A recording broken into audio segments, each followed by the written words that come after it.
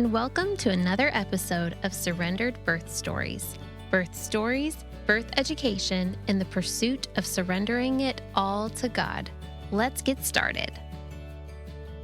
When you fully surrender your plans to the Lord, it may not always work out how you think, but He will always work it together for your good.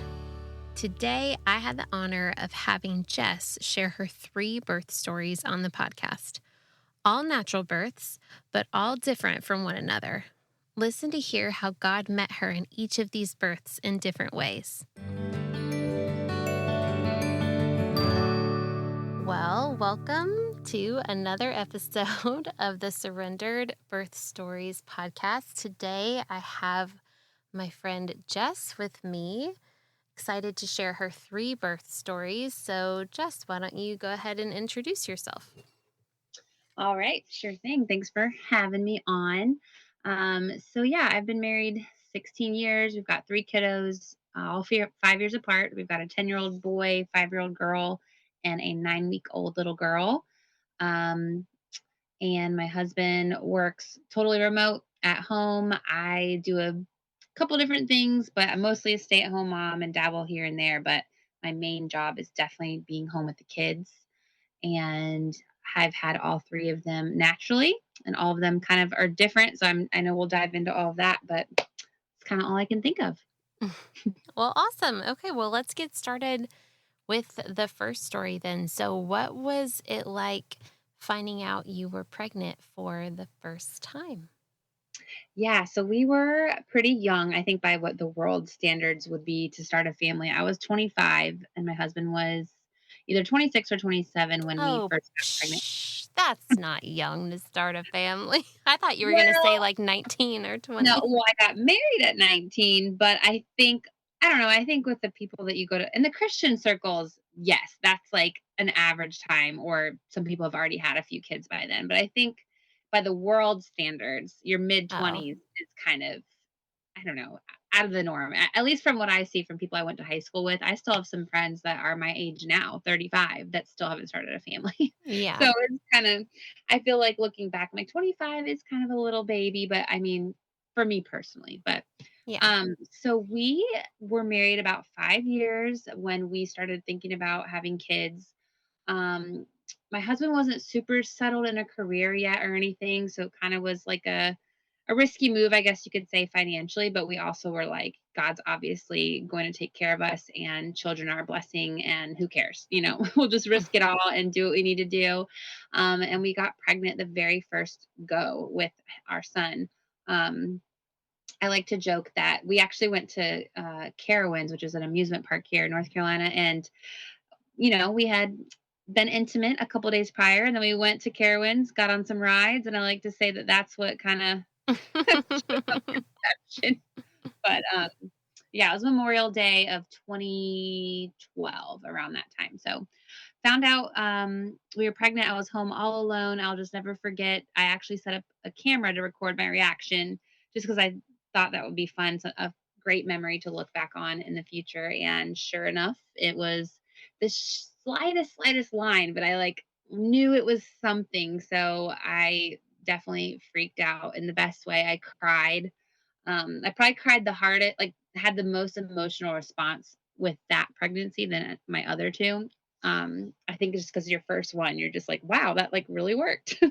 um, and then I told my husband it was right around Father's Day that I found out. So that's kind of how I shared the news with him, was that he was going to be a dad, and we were just over the moon excited. And that pregnancy was very easy. I mean, I had nothing to compare it to, but I had your general morning sickness. I threw up a couple times, but it was nothing crazy and didn't really have any complications or anything. And this is where kind of our journey to natural birth got started. I didn't really have any friends that had babies yet, at least locally. I had some friends long distance, but I wasn't really close with them. But I hadn't really had anyone in our inner circle that had children yet, or they were pregnant at the same time as me. So we were all kind of doing it, the first time. So I didn't really know anything about the natural birth realm or anything like that. Everything was new to me. I just thought, oh, you just go to your regular OB and have a hospital birth. That's how it goes. because that's when TLC's show, A Baby Story, was still really popular. And I'll just never forget binging that and A Wedding Story. Both of those I loved. And I just thought, well, what you see on TV, that's, I guess, how it is. You get the epidural and everything's so hospitalized. Obviously, doctors know what they're doing. Like, that's great. We're just going to go with that.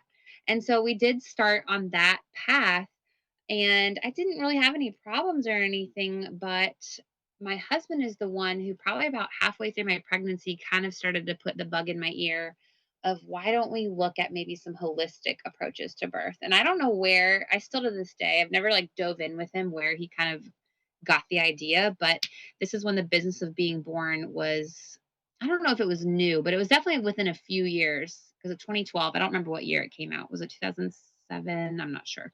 But he had caught wind of it somehow and told me that we should watch it.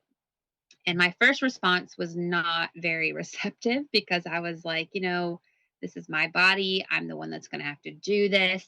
How dare you tell me not to have meds? I want to have the epidural. And that's just um, kind of what I want to do. I don't want to experience pain. I don't want to, all the things. But he said, well, it's on Netflix.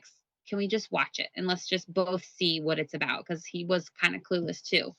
So I decided, all right, we'll watch it. So needless to say, after we watched it, we definitely were both in disbelief just about the whole birthing process, the medicalized hospital standard birth, and definitely had a couple questions and doubts really about the whole thing. So we decided to tour the birth center, which at the time was operating in Chapel Hill.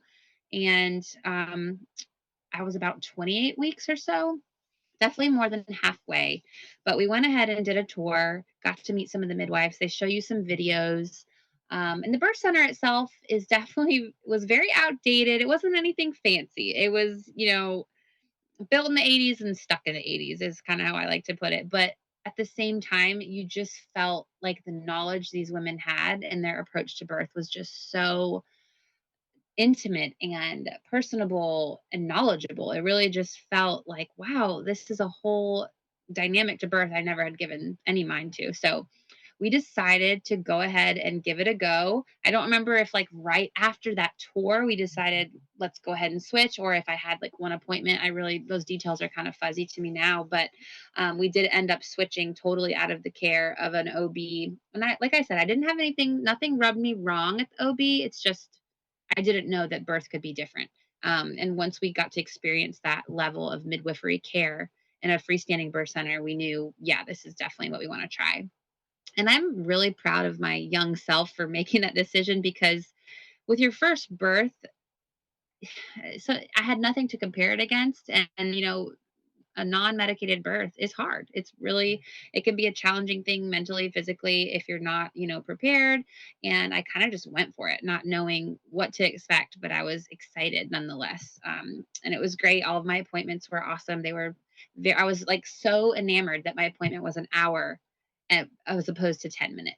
And it just felt like just a whole nother side to birth that I in labor, and I had so many questions and they were so sweet to answer them. And I did do a couple of things outside of I did INMAs, of course, I read that, and we also took a hypno babies. Hypno, yeah, and hypnobirthing. Yeah, we took a course and we actually took a local course. So I had one friend who had had a birth. So I take that back, not having anyone. I did know one girl from high school who shared her experience. I wasn't super close friends with her, but we were Facebook friends, and she had posted that she had had a natural birth with hypno babies. And I was, I messaged her and she was so sweet to she lent me her materials to look through. And at that time, it was all CDs, not like MP3s or anything. Um, that's dating me pretty bad, but Well, you already said 2012. It's fine. yes, that's true. That's true. So I kind of, I guess, thumbed through that, and then I came to the decision where I really wanted to have an actual instructor, which they do. You can, anyway, we found one who lived in Durham, and we lived at the time about 40 minutes from her, and she taught out of her home every Sunday afternoon.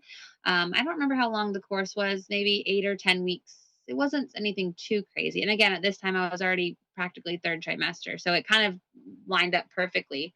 Um, so yeah, after church, we would drive out to her house. She always had these yummy, like organic homemade snacks she had made for all of us. And it was about three or four other couples. And basically, it was like a birth education course. Not only did she kind of go through the materials with you, but she also would read scripts to you, which was our favorite part because it was like we got to nap essentially. We would all sit in her living room. She had the most calm voice and she would just read the scripts. And, you close your eyes and you teach yourself to kind of fully, like, truly deeply relax. Like, technically, you're not even supposed to like move when you're practicing hypnobirthing. Anyway, my husband said that was his favorite day of the week because it was like the best nap he ever got because you literally fall asleep hearing her voice. And the tracks are the same way. When you listen to the track, you will find yourself falling asleep like in a cinch. They're just so calming. So that's kind of the birth prep I did for that first labor. And um, so my due date was February 20th, and I had a 40-week appointment right on that date. And I asked the midwife, what can we do to get things? I hadn't really felt anything other than Braxton Hicks at that point. And she, of course, was like, well, labor's going to happen when it's going to happen. But if you would like to, try anything, you can go home and have sex tonight. You can rub some clary sage oil on your feet and have a nice massage and just relax and just be together, um, and just see where things lead. So that night we went to dinner with my husband's father, and I did my Braxton Hicks at the time started to get a little uncomfortable, a little bit more uncomfortable than they had been. And then we went home and we were intimate, and then he gave me a foot massage with the clary sage oil, and it was the best foot massage ever. Um, and lo and behold, that night I went to bed, and a few hours later woke up to some contractions. I hadn't had them before. I didn't know what they felt like, but I was like, surely this is them because, they felt like period cramps, back cramps. Nothing too intense, but I definitely couldn't really sleep through them. So I just kind of labored through the night. I didn't wake up my husband. I didn't think it was necessary. And then they tapered out the next day. And then again that night. So now it would be February 21st. Once again, when I went to bed, they kind of ramped up. So I got up and went to the living room and labored through them. So that's two nights in a row now that I didn't really like sleep great. It was very much in and out dozing, not really getting great sleep. And then I didn't really nap during the day. I think I was just too excited and, doing all the last minute nesting things. So by the time February 22nd came around, um, that was a day that they started to ramp up. And so around 3 p.m., we went into the birth center to get checked, and I was 6 centimeters. And so we got checked in. Oh, and the funny thing is, at the birth center, there's only 3 to 4 rooms. I can't remember exactly. It's not a ton of space there. When we first got there, all the rooms were full. I was like, this is great. So they basically were like, you guys just go walk around in the parking lot. We actually have a mom. We're about to discharge her, so don't fret. We've got you. So we walked around. It was February. It was freezing. I'll never forget just in the parking lot being so cold and like working through those contractions. But eventually we got in, got set up into a room. And so, like I said, it was about 3 o'clock in the afternoon at this point on February 22nd. So 2 days after the due date. And again, yeah, birth was still kind of, I didn't really watch a ton of videos or anything. I knew some things, but I really relied on the midwives to kind of guide me through positions and ways to be comfortable. I mean, I basically did everything you can think of: the tub, the shower, the peanut ball, the birth stool, hands and knees, leaning over a birth ball. They kind of just walked me through a lot of things. And this birth to me, I'll kind of explain, each birth kind of had their difficulties, different ways. So this birth was my most physically taxing birth. I think because obviously it's your first, but also I basically had been up for almost like 50 hours by this point with like maybe 30-minute naps spread in between, when you have contractions. So I was already so physically exhausted by the time that I started laboring. I really can only explain this experience as like transcendent. Like I think my body just like would shut down like in between contractions and kind of just go into a resting place, and then I would come back again like when a contraction would come on. And that's kind of how the labor went, especially as we got closer to pushing. So I started to push around midnight, like totally involuntarily. It was the coolest, like whoa, like everyone explains it as like the reverse kind of like throwing up in a way. You're just kind of like it comes over you and you really can't control it.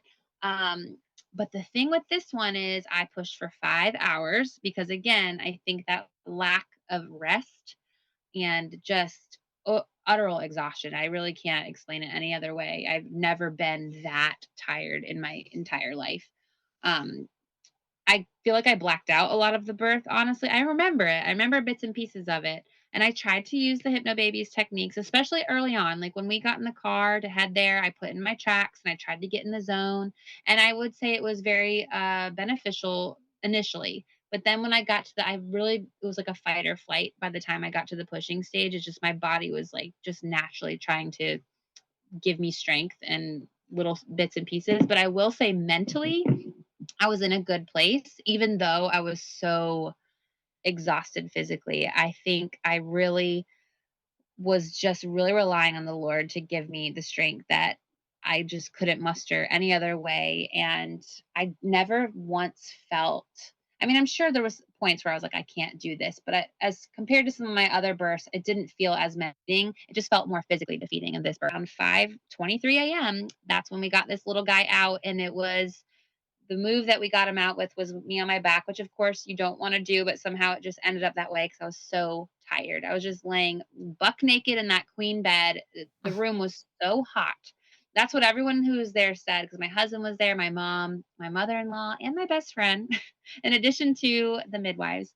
And it was a February day. So, I mean, outside it was probably 30 degrees, but that room they all said was like a sauna. I mean, I had been working so hard, pushing for 5 hours. That room was like steaming, and they actually had to open the door to the patio just to let some of that cool air in. But finally got him out by laying on my back and my husband pulling the sheet. We did the little tug of war method because by that point I could just, from what I've learned in hindsight, was if I didn't get him out fairly quickly, I was going to be a transfer after, trying to labor and push him out for 5 straight hours. So he, of course, did come out with quite the cone head after being stuck because they kept saying, he's almost there, he's almost there. Then he would get sucked back in. And they asked me several times, do you want to see the mirror? And I did. And then I realized I don't want to see the mirror. That was totally defeating. I thought he was way out farther than y'all said he was. And it just kind of like didn't help me very much. But we did eventually get him out, had a little cone head. He was turned somewhat, I forget the term. He wasn't completely sunny side up, but he was kind of not ideal in his position.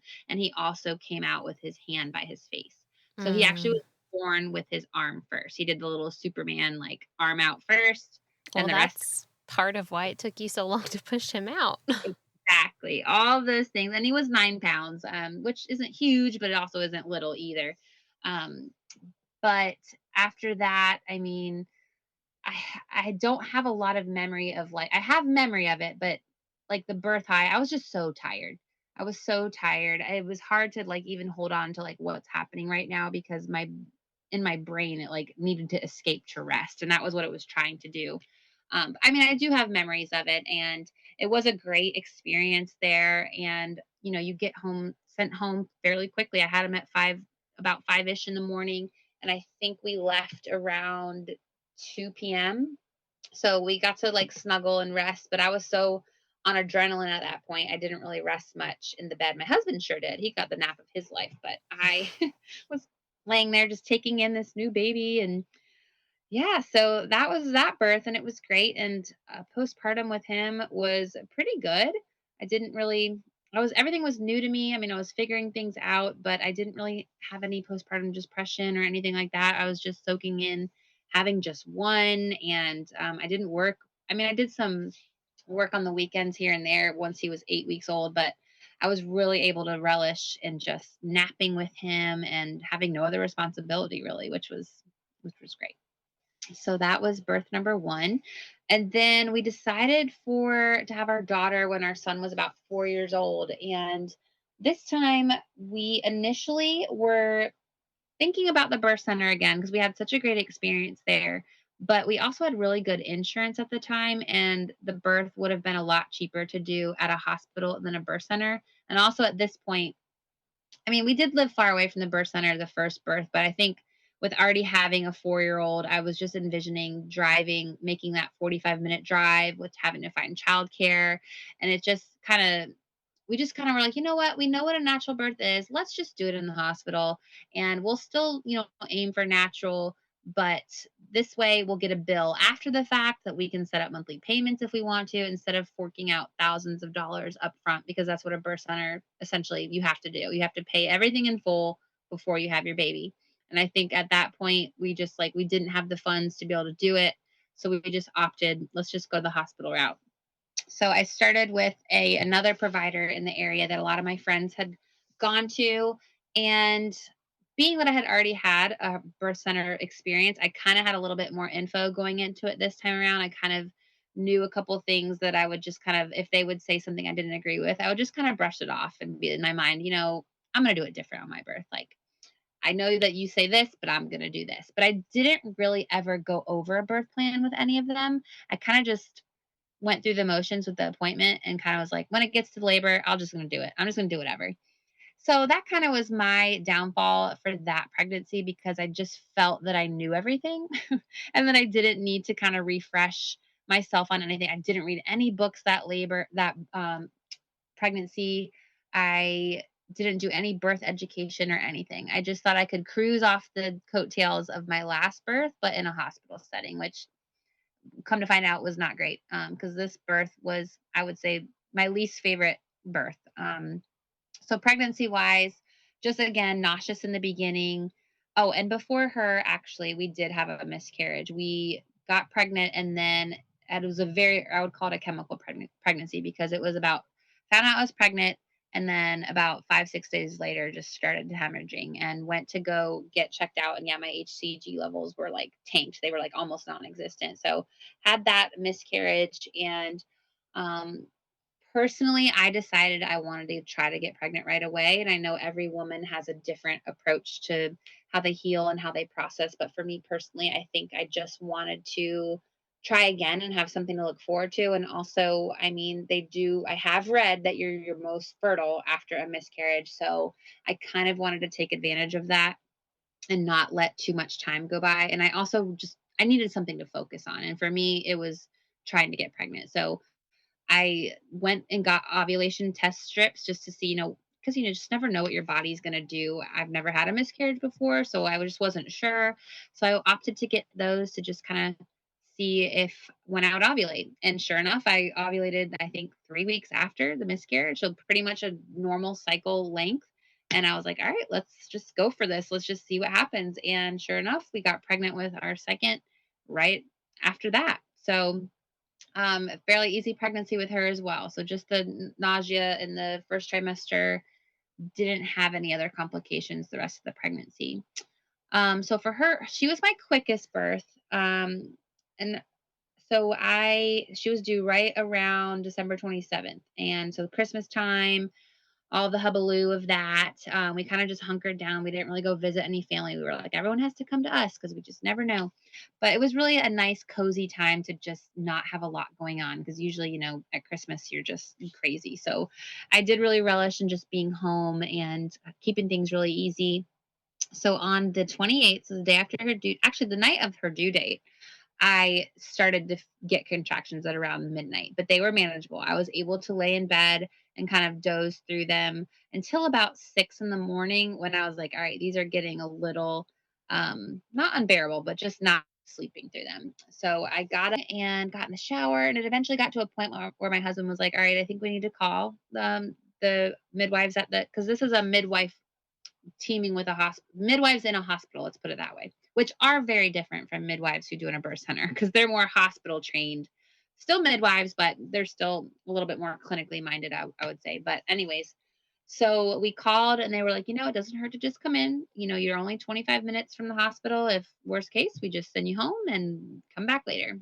So we opted to do that. So we got there, we left around noon, got there around 1 o'clock, and got checked, and I was only 4 centimeters, or was I 3? I can't remember if the hospital admits you at 4 or 5. Whatever it is, okay, they admit you at 4. So that I must have been a 3.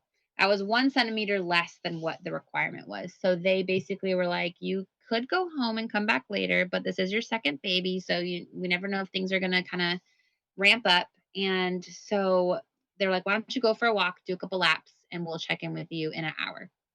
So we walked the halls of the hospital. I definitely had some contractions where I had to kind of lean on my husband, lean against the wall. They were probably coming every 5 to 7 minutes by that point. And sure enough, got checked. I was at a 4. And I was like, and they were like, okay, we'll admit you.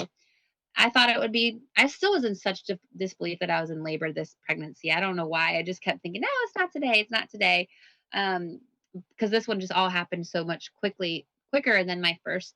But so yeah, got admitted around 2 o'clock or so. And I was really enjoying the early stages of labor. And then when I started to hit transition, it all came kind of quickly at that point. I was in the tub, kind of getting through contractions. And then I started to get a little pushy in the tub. And they had told me at that point I was 8 centimeters. And this time around, there was a lot of interventions, just things like I said, we never really set out a birth plan. So, in my mind, I knew what I wanted. But in the moment, when it was just me, my husband, and my mom. That's all it was for this labor. And didn't really, I mean, of course, my husband would advocate for me in a situation, but we kind of were just doing our own thing that we never really were like, wait a minute, let's think about this, or do we want to do that? We kind of just were just going with the motions. So I would say this was definitely my most clinical birth, even though I still did it naturally. But when I started to get really pushy in the tub, they were like, all right, you got to get out, which was the worst walk of my life, walking from that tub to the bed when you're in transition.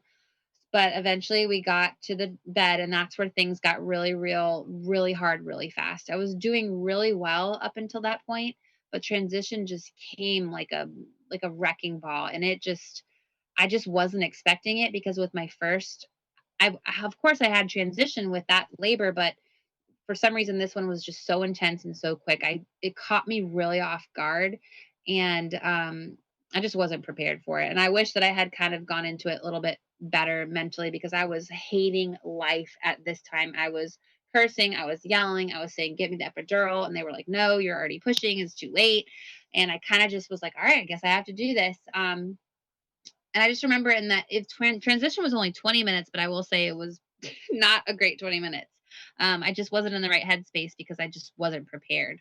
I hadn't really done much preparing. And this birth, as far as like, I'm sure I prayed through it, but I didn't tap in as much to um, prayer and getting to know the Lord, like in this labor, as much as I did, especially with my third, which I'll get to. But um, I don't know. It just was really a strange birth. And then the provider that I had was not that great. So essentially, when I started pushing, all was going well. My body was doing it the way, and I ended up sideline for this one.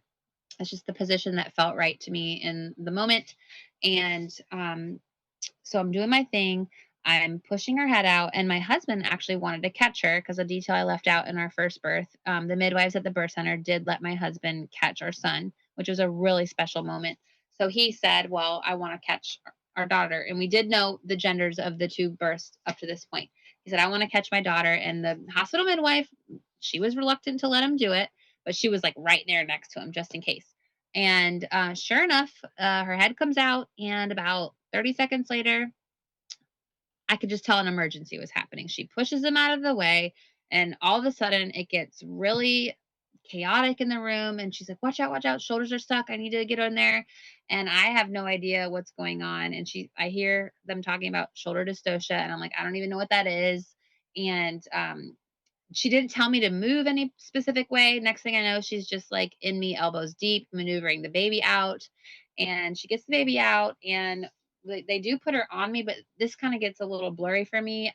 She was on me until we cut the cord, but after that, I'm pretty sure they took her away. And I think it was pretty quickly, like 10 minutes probably. So I didn't really get a lot of time with her, because the provider just made everything seem so traumatic and so like life or death. And there was a bunch of staff that had come in the room at this point, all along the wall. And like, they have like an emergency team that they call in.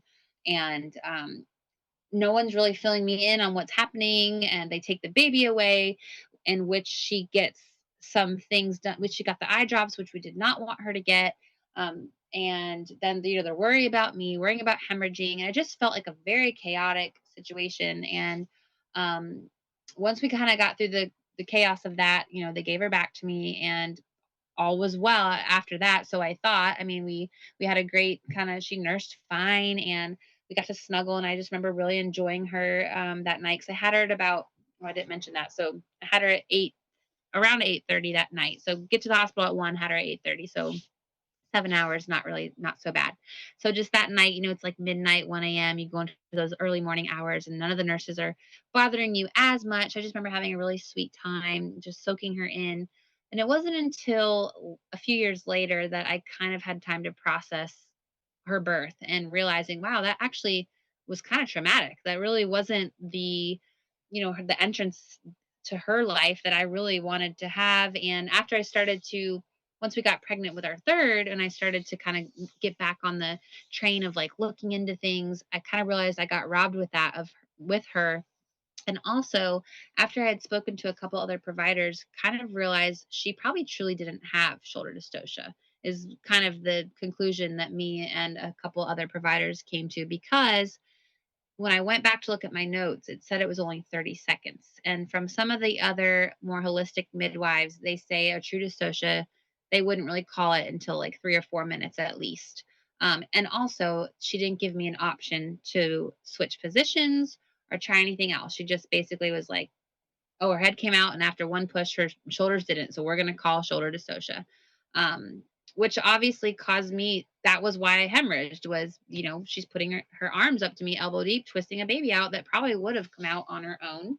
Um, so anyway, I with my third birth, we really wanted to go a different route. I truly wanted a home birth this time around, and really was advocating for that. I really got on the train of like reading all the books and watching all the YouTube videos and podcasting my life away. I mean, just any chance I could get to pop in some earbuds and listen to all the different podcasts and natural birth. And I was like, you know what? I'm going to redeem myself this time around. I'm really going to go into it just like so empowered.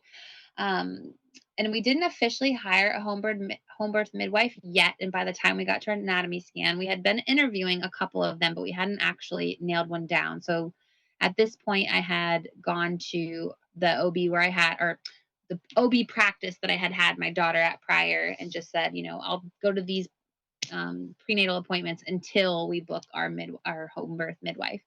And I just every appointment I was like, uh-huh, yeah, uh-huh. Yeah, got it. But in my mind, knowing, oh, I'm gonna do it different. And I just felt like I didn't even have to like pitch my side of things because I knew I was gonna go with another provider. So it's like, why even argue? So being with the midwife practice, I kind of just didn't really every time I went to an appointment, I didn't really feel like I had to kind of fight for what I wanted because I just thought in my mind, I'm not going to be here anyway, so what's the point of, pitching my side of things and causing some drama when I'm just going to leave. So I kind of just went with emotions while in my mind just knowing, yeah, I won't be doing that or I'm going to be advocating for this, that sort of thing. I kind of just was like, I'm just here to just you to check the heartbeat and make sure everything's fine, and that's kind of I left it at that. So then when we got to our anatomy scan, we learned that I had a marginal cord insertion. And for anyone that doesn't know what that means, it just means that where the cord is attached to your placenta, it's inserted on the side of the placenta rather than pretty much in the center of it, which just can essentially mean that the baby it's very rare, but the baby could grow. Like there could be growth restrictions and things like that. And also, the cord could be a little bit more delicate because it's not as strong when it's attached to the side of your placenta instead. So, with that said, we went back to the midwife that we were like literally about to hire her. And I just had let her know, like, hey, I just got my anatomy scan results and everything's fine, but here's what they found. And then she essentially told me that I risked out of her practice, which I was devastated about. I just had in my mind I had hyped up home birth so much at this point. I mean, I had already started pinning things that I was going to decorate my home like, and, adding things to my Amazon cart. And I hadn't bought anything yet, but I was definitely getting to the place where once we signed with her, we were going to, full steam ahead. And I had spent so many nights just envisioning this birth. And I will say, just a little side note about this uh pregnancy. So we initially decided that we weren't going to have a third baby. And then I think we had a little early midlife crisis, both of us in our mid 30s, and just thought, you know what? We're about to be out of these prime, like, and actually, typical OBs won't even consider you prime anymore. I got labeled advanced maternal age, but we just kind of were nearing, inching closer to 40, and just thought, it's kind of like now or never if we do want to have a third. What do you think? And I thought for sure my husband would have said no, and I was just gonna go with whatever he thought. I was gonna throw it out there, see what he said, and he surprisingly was very on board with it. And so we decided to just, risk it all and try for another, and we got pregnant right away, and it was so beautiful. And so with that said, this whole pregnancy, and it will translate into my labor and even postpartum, which I'll touch on, has just been such a gift from the Lord to just trust. This pregnancy and everything taught me just, let go of your plans that you have gripped so tightly to, and just trust me. And so with that said, in my pregnancy, I really started a prayer, just a really intimate relationship with the Lord from the moment that I found out I was pregnant with this baby. Um, and most of that time honestly happened in my shower at night. I'm a night shower. I have been since I was a child. That's just always been my time to just decompress from the day. And with this pregnancy, I think from the very early stages, I used that shower time. I actually have a little seat. Like, I have an old school shower where it has kind of like a ledge you can sit on. I would just sit, because in the first trimester, I was so nauseous, more nauseous than I had been in my other pregnancies. I just felt like garbage all day. I never actually threw up, but I just had the constant, I'm gonna throw up all day long. Not just morning, like literally all day long. So in the shower, it was all I could do was just to sit on that little perch, have the hot water pour on me, and just pray.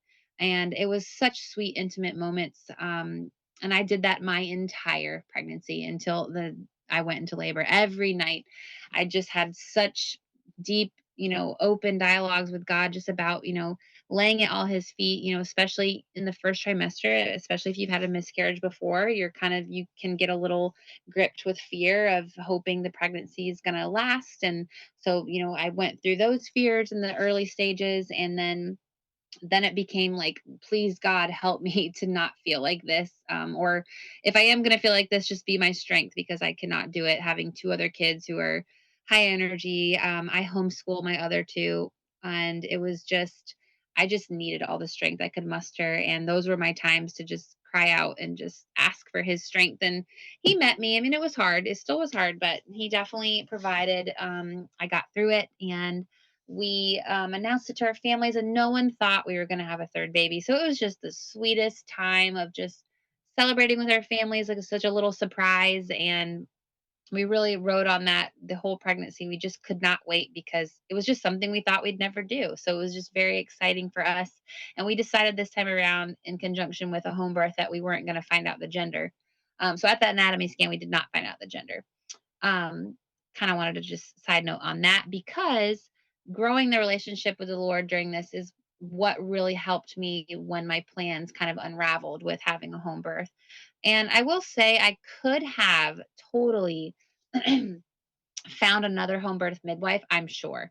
I'm sure there's someone out there that would have been not batted an eye at a marginal cord insertion. I just think for me personally, I was already over halfway through my pregnancy. Just mentally, I felt like I couldn't start over again. It just felt really daunting to me. So I kind of just had to take some time. I took a day where I probably cried from morning till night, and just was like, I was just letting myself grieve the fact that I probably wasn't going to have a home birth. But then the next day, I just prayed to God. I said, you know what, Lord, we're just going to go back to the hospital route, but will you please redeem my story? Will you please let it be different this time? And I vowed to just make it different with his help, and also, of course, hiring you. That was, I think I literally reached out to you within a matter of days after finding out that we were going to go the hospital route. I think that was one of my biggest, I wasn't going to back down, that I was going to have a doula. I was going to have someone there. Although, again, my husband could totally advocate for me, but he also needs to be my spouse in that moment, in those moments. So we were so excited to hire you, friend of a friend. So I knew that you could be trusted, and I'd already actually met you a few times prior to hiring you. So it was really sweet to bring you on and into the team. Um, and just fill you in on everything. And you were such a delight to have at our house for dinner. And we just got to chat with you, and you just got us really excited about our plan. And we felt really heard and respected and advocated for by you, which was so great. So now going into my OB midwife appointments, I had a little bit of a different tactic. I kind of was like, all right, I guess I now need to ask for this, and what is their policy on XYZ, and how do I want to approach it? And luckily, after 5 years of having had my daughter prior, I will say the practice I felt became a little bit more respectful of, I guess, what you could call crunchier requests.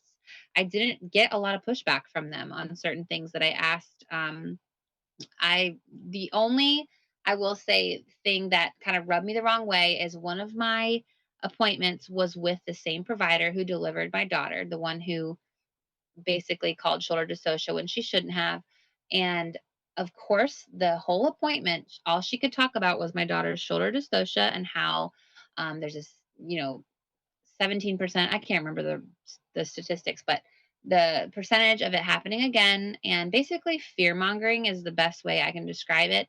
She was very, and I think it was more fear mongering to cover her tail, to be honest with you. I think she's just thinking, well, if that happens again, we need to be prepared. And what, here's what's going to happen is right before you push the baby out, we're going to call in that team again, and they'll just be on the corner of the room, but they're going to be there in case. And basically just really deflating my idea of trying to really push hard to have a great birth experience. She kind of just popped my balloon, but at the same time, I knew enough, and I had done enough research that I knew I could buck back against a lot of the things she was saying. So I didn't let it get me too defeated. It kind of was annoying to be like, oh man, she kind of just really wasn't on my side, I guess. But that was the last appointment I had with her. I made sure to not meet with her again, just because that's not kind of the person you really want to be advocating and respecting your boundaries and your requests. So I met with every midwife but her the rest of the time. And I also just like prayed in my shower prayer sessions, like, Lord, please do not let her be the midwife on call when I have this baby. That I was like, God, please, please, please. But at the same time, knowing how he had already altered my plans thus far, I also knew, like, your will be done. Like, there is a chance she might be the one that's on call. And if she is, well, Lord, you're going to have to meet me, and you're going to have to help me to still have the birth that I want. I'm not going to let those things totally deflate my plan and defeat me. So I also had that mindset too, that God, if it happens, just please help me to get through it. But I really, really, really didn't want it to happen. So much so to the point where I got closer to my due date, I actually got the schedule of the midwives on call. Every week, every appointment I went, went, okay, who's on call this week? And like, I actually had it taped up on my wall next to my door, and I would cross out the names every day we would go. And she was only on call about 2 times in a 2-week period. So I just thought, if we could just avoid those 2 days, I think we'll be good. And lo and behold, we did. We were able to dodge that bullet, which was great. Um, but yeah, this time around, I actually did type up a birth plan. I definitely used some of your tips and that you had in the sample birth plan you gave me, along with just the knowledge I had been slowly collecting in my mind and in my heart over the last several months. And I just typed it all up in Google Drive, and I brought it to one of my appointments and just shared it with one of the midwives there. And she was like, "Yeah, I mean, I might have a little concern about this if that were to happen. However, we definitely can do it that way, but we'll kind of like, if we had to kind of, I think one of the things she said was the hep block, that I didn't want a hep block. And she's like, well, that's fine, but we just want to be sure that in an emergency situation that you have like the veins and the ability to for us to get it in quickly if we need to." And she's like, "But honestly, for me, that's fine." She's like, "You might have a couple other midwives that might have a little bit more of a problem with that, but overall, really, it's not a problem." So, I mean, but every appointment, everyone was fairly accommodating. And so, yeah, then I'll get to the birth itself. So, I was approaching my due date, and I thought, all right, here we go. I have always have my babies right around the due date, and due date came and went. And, at first I was cool with that. I was like, all right, no, birth's not on a timeline. We're just going to go with this. But then I hit 41 weeks, and I really don't know what it was about that, but it It really messed with me. I had never made it that far before, and I think the enemy was really using the length, and I was just so over being pregnant. I was, your third pregnancy, every pregnancy hits different. Your body is just more achy, and I'm older now. I was 35 this time as opposed to being 30. I just think things were just feeling so much more sore, and I was just more irritable. Plus, you have other children you're looking after at this point. Um, I don't know. I mean, you kind of put your life on pause when your due date rolls around, and then it came and went, and I was like, well, I'm bored and nothing's happening, and I'm going crazy. So it really kind of popped my joy a little bit once I hit that 41 week mark, which was right around Mother's Day. Um, which was funny, but I thought I would for sure have a baby in my arms on Mother's Day, and I didn't, but that's okay. So then we inched closer to the middle of, in between 41 and 42 weeks, and there were talks. I did actually meet with an OB. I met with midwives the entire pregnancy and until this appointment, which was around 41 weeks, and it was with a male OB. And he was like, you're getting close to that 42-week mark. He's like, I'm not saying you have to schedule an induction, but it's definitely something you need to consider. And here are the risks. And although I was like, don't love that plan, but I do appreciate that he didn't really corner me into it.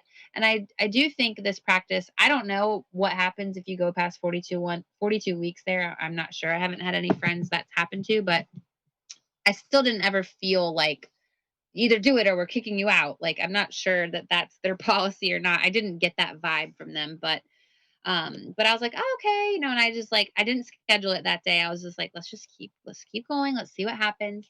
And then I went in at I think I was 41 and 2, somewhere around there. And I opted to get a membrane sweep because I didn't want to be induced. And I was like, you know what?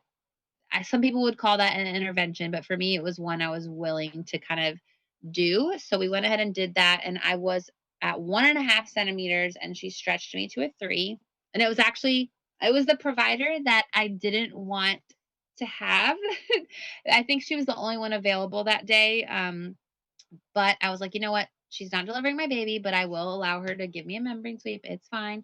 And she was very nice during the appointment. I mean, I had a great conversation with her, but at the same time, I'm just thinking, gosh, I do not want to go into labor if you're going to deliver my baby. But she was able to kind of stretch me to a 3, which was great.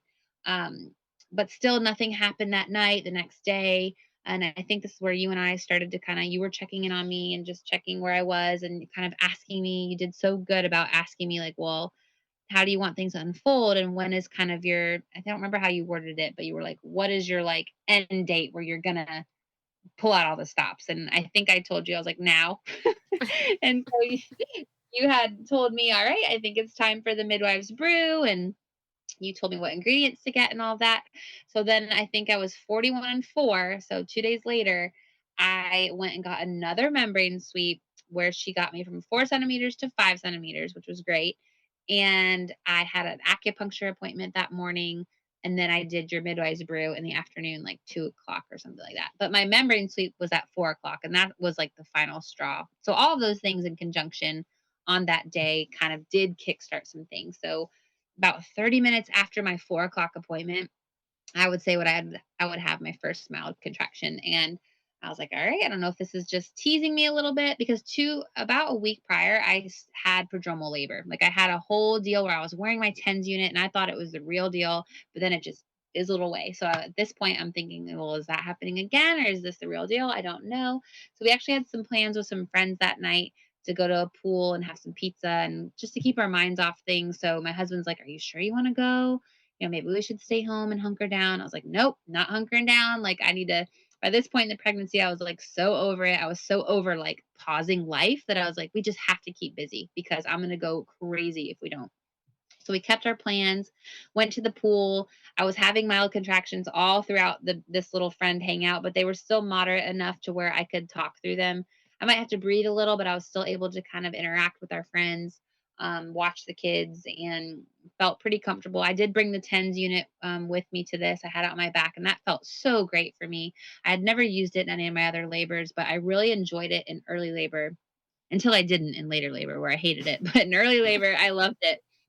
Um, so I brought it with me and we were just chilling. And then about 8 o'clock at night, we were like kind of wrapping up with our friends. And I was like, okay, we gotta go. Like I want to get home. I want to get in my space. Like if this is it, I want to get home and rest and kind of get my head around it.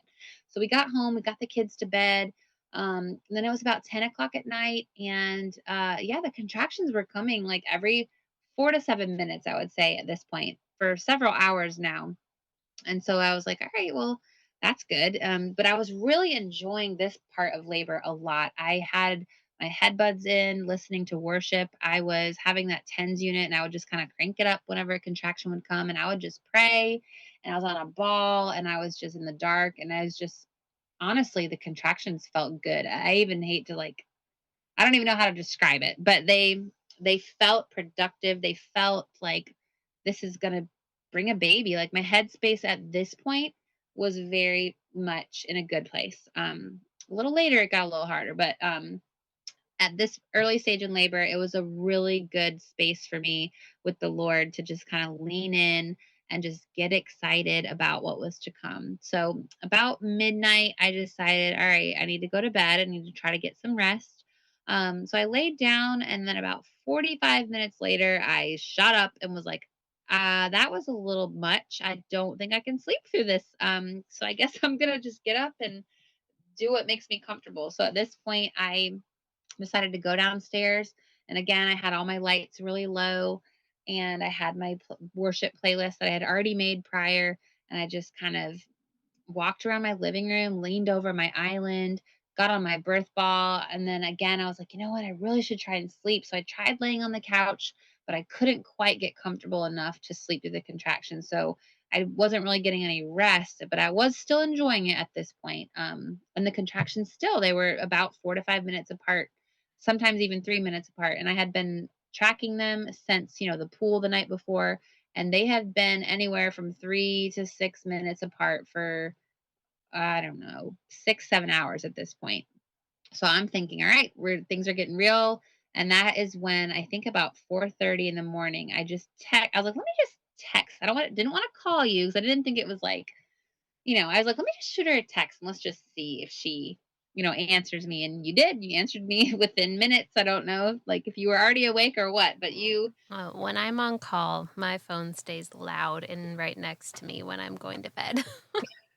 So I was like, "Oh, well, all right." She texted me back, so let's just go ahead. So you were asking me how I was feeling. You were kind of getting caught up to speed on where I was at, and I kind of told you all the things about the length of the contractions and the intensity and all of that. And I think because you lived about an hour ish away from the hospital, you recommended that we just go ahead and let's just go in and see what's going on, especially because was having labor pretty close contractions for quite some time now.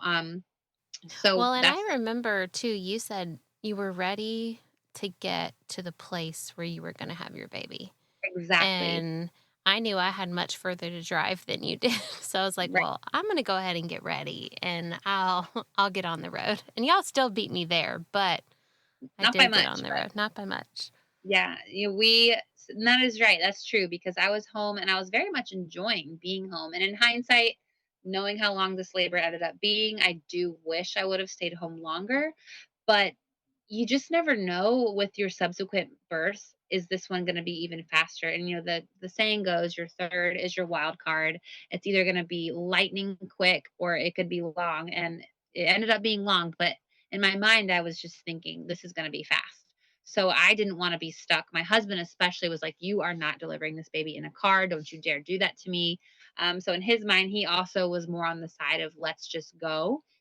And I also did want to just get my head in the right space because transitioning from home, getting in the car to the hospital, it does disrupt things a little bit. So I thought the sooner we could kind of just get that out of the way would have been more beneficial. So I woke him up around five, right before 5 o'clock, and told him the deal. I said, listen, I've already talked to Kayla, and um, I really do think we need to go ahead and go. And we're going to call my brother who lives about 10-15 minutes away because our kids were still sleeping. So I went ahead and gave him a call so he could come over and be with the kids while they were sleeping. And then we hit the road around 6 a.m. and got to the hospital around 6:30. I only had probably two or three contractions in the car. Um, and they were totally manageable in the car. We were just enjoying the sunset was coming up. The sky was beautiful. I think we were just so excited to get to the hospital, and it was great. And when we got there, the funny thing is on my way there, my favorite midwife was on call. So she had already texted me the day before to check on me, which I thought was so sweet. That's usually not the level of care you get in like a practice, but she had my number and she decided to text me and check in on me because she saw that I guess she checked me on her chart and saw I still hadn't had a baby at almost 42 weeks. So she gave me shot me a text and I just let her know like, hey, we're actually on the way, and her shift was gonna end at 8. So they do 8 a.m. to 8 a.m. So it was 6 in the morning and her shift was gonna end at 8 a.m. And she's like, well, if you get here, I might be delivering this baby. And so I had told her in previous appointments that my goal was to literally get to the hospital and have a baby. So in her mind, she's thinking, I'm about to be rolling up with, a baby's head hanging out and we were going to have a baby right away. That's kind of like her impression. So it's funny that when I got to the hospital, actually, I walked from the car. I didn't have my husband drop me off at the front. Like we walked from the parking space up to which wasn't too far of a walk, but the double doors open and the nurse was there with a wheelchair. And I was like, I'm good. Like I can walk.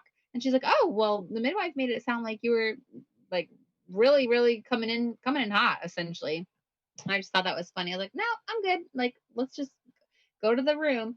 And also, I was able to skip triage because that midwife was just she knew my plan that I didn't want to do triage, and I really appreciate the fact that she allowed me to do that. And it was 6 in the morning, so it wasn't like there was a lot going on, but I thought that was awesome because with my daughter before, the whole triage policy actually wasn't a thing. So I'd never actually had to go to triage. Oh. Yeah, I mean, if it was a thing, it didn't happen to me. So that was going to be a new thing for me, and I'm just really glad I got to bypass the whole thing. So we got right to our room, and the midwife checked me, and I was 7 centimeters. And so I was 7 centimeters, and I thought, great, we're having this baby, and it's going to be quick.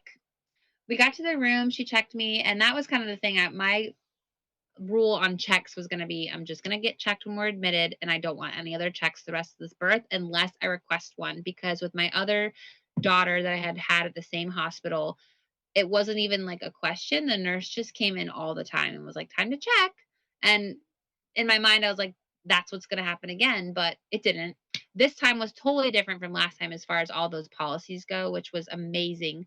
I feel like the hospital and the staff totally was like turning a new leaf, which was great. And I did have my birth plan taped up on the door, and everyone was so respectful of it. I never felt like I had to push for anything. It's like they all read the birth plan and they all knew what it was, so they never asked me or never brought up anything because they just knew, which was amazing. And of course, we had you there. I don't know if you had to like intercept anything behind the scenes or not, but in my mind, like nobody, there was just no question about how things were going to go. Like it just kind of unfolded the way that it did.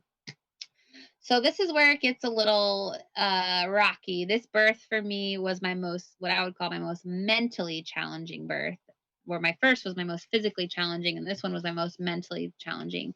I mean, I went into it in a great headspace, but I think with transitioning from home to car to hospital really did alter my contractions and like the length and their pattern and all of that. It kind of just really got everything out of a groove, um, which was really unfortunate. I was really hoping to get there and really have the baby by lunch. When you hear you're 7 centimeters, you think, gosh, this baby's going to come any minute now.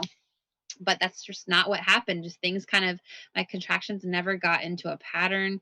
And we tried all the things. I mean, we tried the toilet, we tried the peanut ball, we tried, I don't know, all the things, squat bar and shower, bathtub. I would get the contractions, but they just were not getting close together. And they really didn't get into a pattern for a long time. And until we all decided, hey, I think we need to break your bag of waters and also get you the IV and get some, I don't remember what they call it. I'm just going to call it sugar water for energy. Well, and that was several hours later. Yeah, So several hours. your contractions spaced out to like 10 to 12 minutes apart when I was there.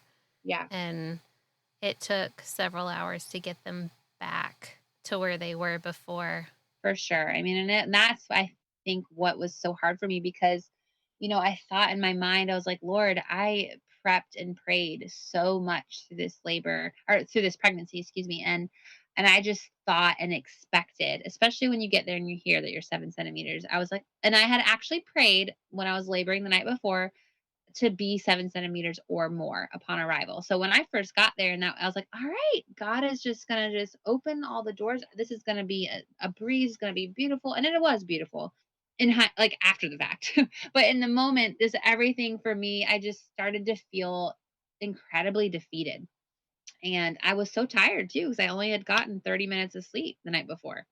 And that had a lot to do with it also. So, yeah, time just kept ticking on, and I remember it. I really wish in hindsight I would have covered the clock or said, like, "Y'all put a dang sweater over that clock," because I kept looking at it thinking, "It's lunch. She's not or he or she is not here." And then it would be like 3 o'clock, and I still felt like, "Oh my gosh, they're still not here." And it just felt like, when is it gonna happen?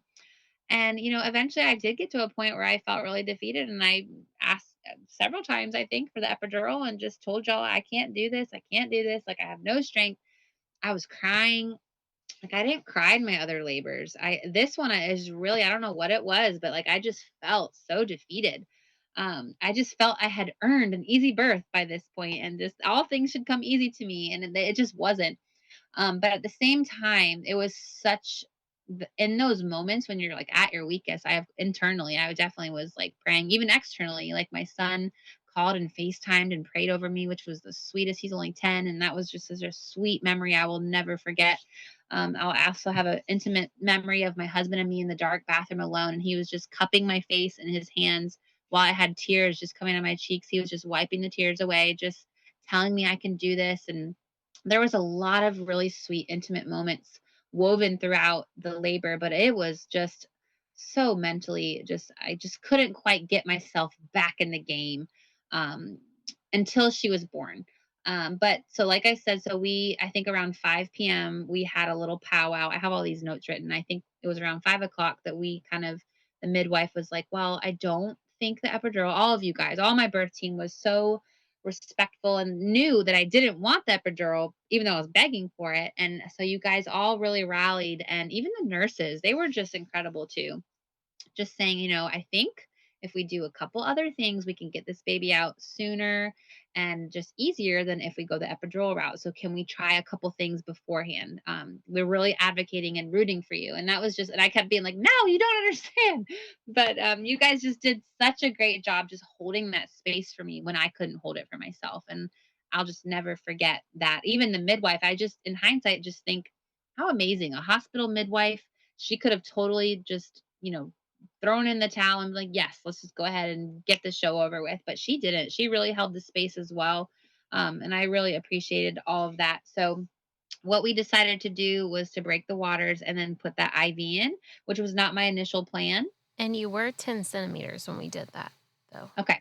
Yeah. Okay. Yeah. So I felt like you were fully dilated for a long time. You just didn't have the urge to I push. didn't. Right. Yeah. Cause you guys was like, oh, you're like 9 and a lip. If we could just get that lip out of the way, which we worked on doing that. And then, yeah, I just was chilling at 10 centimeters. But again, those contractions were just not regular and not enough to get the baby engaged. Mhm. Um, but once we did break those bag of waters, things definitely got more intense. I think the contractions immediately started to be 2 to 3 minutes apart, and they even started stacking on top of each other, which actually never experienced that before because I never had my waters broken in my other births. They just kind of happened organically.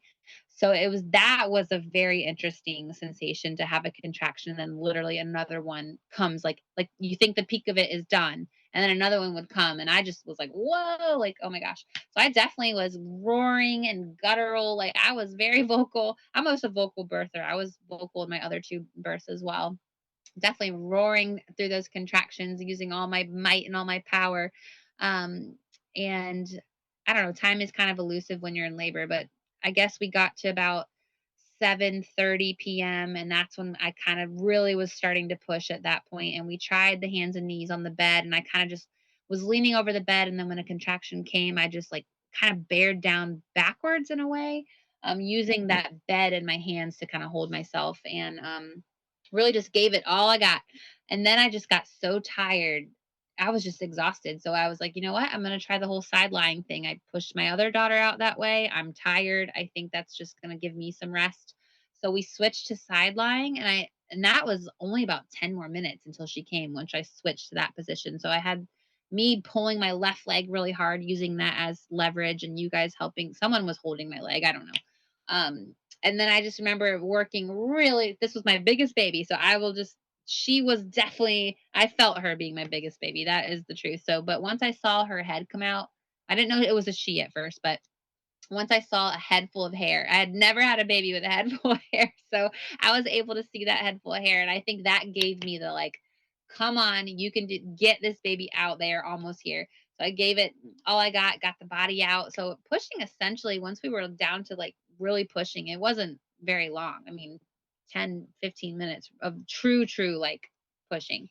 Got her out. They put her right on my stomach, and my cord was a little short, so they couldn't quite get her up all the way to my chest. So she just laid on my stomach, and that flipped the switch instantly for me. I mean, the oxytocin high was everything. Oh, just even thinking about it now, just went from the hardest experience of your life to all of a sudden the most euphoric experience of your life. And of course, I was still in pain, and you're having afterbirth contractions and things like that. But I think just like the minute that baby is out and you did it, it is just, you just cannot explain it. It's amazing. And so from that point on, essentially, when she was put on me, even until now, we're 9 weeks into this, it's been such an amazing, redemptive, beautiful.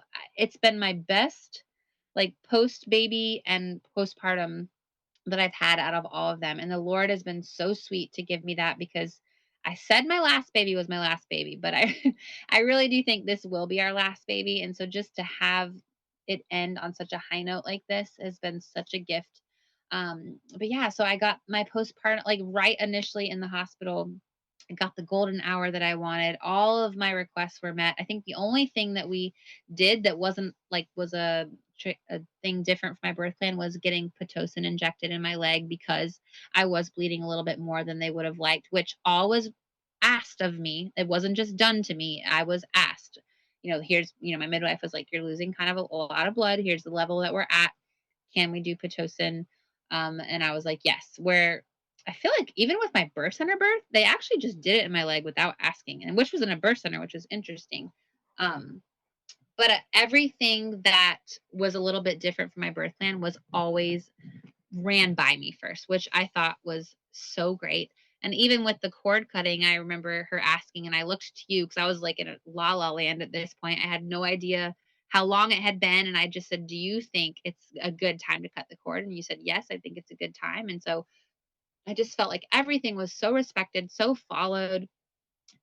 It was just beautiful. I think it was the best hospital, in my opinion. I'm sure you've seen others, and maybe there's things about it you might have thought weren't great. But for me personally, having had not a great experience prior, this had totally flipped in the best way possible. I got all my wishes, no hats, no disruptions. Nobody took her away and Nobody did even it. touched her. Oh gosh, it was just amazing. And she cried, that little thing, she cried. She just let us all know, why the heck did you make me come out even at 41 weeks and 5 days? I think she still would have been cooking in there if she had her way, but she had a good little set of lungs on her, and we just soaked it in. And oh, it was just the best. And then my kids came to meet her within an hour. I think they were all there, and that was just beautiful to have. I mean, I cried again when they came through the door. It was just such a euphoric time. The after pains were definitely more intense than any other birth, which that's to be true. Every baby you have. So those were a little bit rough to get through. I did cry a little bit more during those, but it helped having her on me and being able to sniff her and cuddle her and find out she's a her, because honestly we thought she was going to be a boy. So when we found out it was a girl, it was the biggest shock of our life. And I think that is the sweetest memory from that birth, is just being so wrong about her gender. And it was the best. I mean, everything about it. And then you stayed there for a little bit and kind of got us. I did have my first degree tear, which I didn't ever tear with my other two. But it was fine. It was pretty minimal. There's a couple stitches, and that was all good. my blood loss got under control, and then we were able to get me into recovery. From there, the nurses do bug you a little bit. That's the part of the hospital stay that I don't love. That's where I was like truly wanting that home birth experience, so you could just be home in bed. But everyone, all the staff was so sweet. They were just so respectful. I never felt once like I had to be like, well, we don't want to do this because of this. And it was just no questions asked. Like all the things we wanted were respected and advocated, and it was great. It was about the best experience for a hospital. I mean, the labor was hard, I'm not gonna lie. It was a challenge, but once she got here, it just made up for all of it. It was just beautiful and best experience ever. Thanks to you also. Huge thanks to you. Well, you were amazing and incredible and so strong, and doing that on no sleep. That's the other thing. When you have to labor without sleeping, it's like a whole different ball game than if you got a full night's sleep. Definitely. And you're just really tired when you're almost 42 weeks pregnant anyways. Yeah. Mentally and physically. I think my favorite part was when your husband announced to the whole room that it was a boy. Right. But, and then, like, I don't know, it was several seconds later that Like, you looked and double checked and you were like, nope, it's not. It's actually a girl. yep, you whipped your flashlight out and confirmed that for us. Oh, that was so funny. Well, thank you so much for sharing your stories. I know that they'll be inspirational, especially to other moms who really want a natural birth, but maybe can't have a home birth for one reason or another. Maybe they, have risked out in some way. So I appreciate you sharing that perspective and giving them hope that you can have a good natural birth at a hospital, especially when, you're informed and you can let all of your midwives know ahead of time all your wishes and stuff. And so they know what to expect. So that's wonderful. Thank you, Jess. You are welcome. Thanks again for joining us today. Be sure not to miss an episode by hitting subscribe. Also, we'd love for you to leave a review of the show so that more people like you can hear more stories like these. If you're local to the Triad of North Carolina and seeking childbirth classes, birth consultations, or a birth doula, please click on the link in the show notes to take you to our website for more information. Just as a reminder, this show is not giving medical advice, so please continue to see your personal care provider as needs arise. Also, if you would like to be a guest on the Surrendered Birth Stories podcast, please click the link in the episode show notes to get in touch with me. We hope you have a great week, and remember, learn all that you can, make the best plans, and then leave it in God's hands.